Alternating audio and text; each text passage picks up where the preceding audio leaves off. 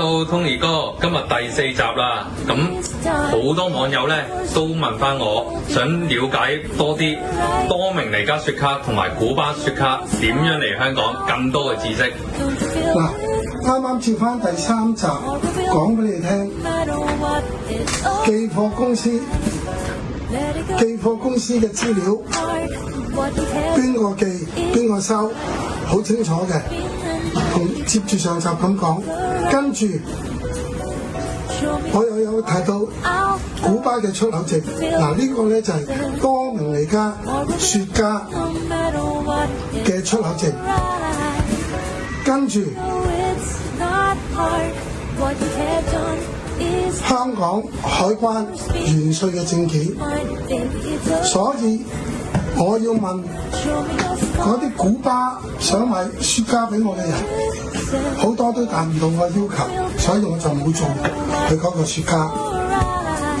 同埋咧，古巴雪茄咧出口咧有限制嘅，如果冇改變嘅話，而家係2023年6月26號，佢每一次寄出咧係50支嘅雪茄嘅啫，所以你講又話幾多千支、幾多萬支嗰啲咧，即係我唔會考究人哋啦。即係如果法例冇改變嘅，到今日都係寄出50支。咁咧，我啱啱俾你睇嗰啲咧，就全部無論古巴同埋多明尼加都係要有呢啲證明，嚟到香港都係要打稅。咁而家多明尼加雪茄，例如而家呢個聖地亞哥招牌就係古巴人響多明尼加設廠做出嚟嘅。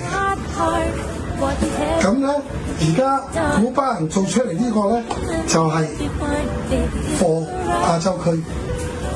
呢間廠嘅經理之前喺高希伯做咗30年經理，30年。咁我會喺下一集慢慢介紹多明尼加嘅雪茄，同埋呢一間克羅洛茲點解要代理呢個古巴人響多明尼加設廠嘅雪茄。下一集見，拜拜。